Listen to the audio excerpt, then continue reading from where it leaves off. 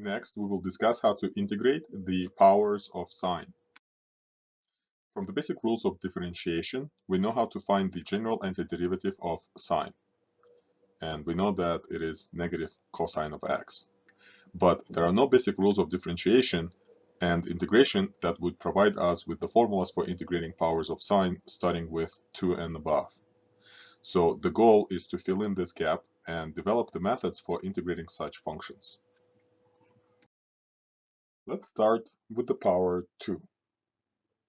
We are going to use a trigonometric identity to reduce the power of sine and rewrite the integrand. Then we set up a linear substitution by setting a new variable, let's say t, equal to 2x, and finding the differentials of t and x. After we plug everything into the original integral, we notice that we have nothing but the function of t left in the integrand. We finish the process by finding the antiderivative and replacing t with 2x.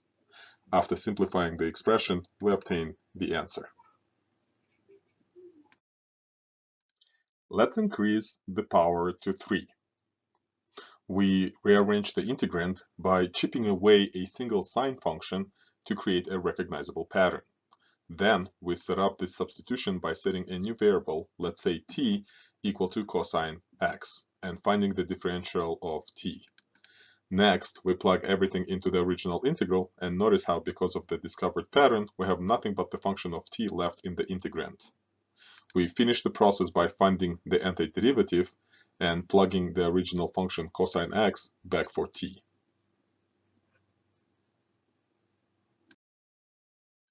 Let's increase the power to 4. Notice that rearranging the integrand by chipping away a single sine function and setting up the substitution by setting a new variable equal to cosine of x doesn't lead to a doable problem due to the presence of the extraneous sine function in the integrand. So we have to try something else. We are going to rewrite the integrand using the properties of powers, and then use a trigonometric identity to reduce the power of sine squared. We expand the square of the sum and use another trigonometric identity to reduce the power of cosine squared, and further rewrite the integrand in terms of cosine of multiples of x.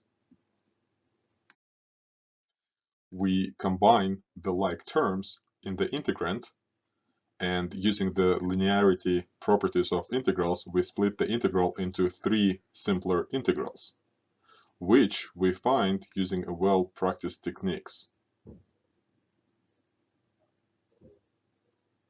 We simplified the expression to obtain the final answer.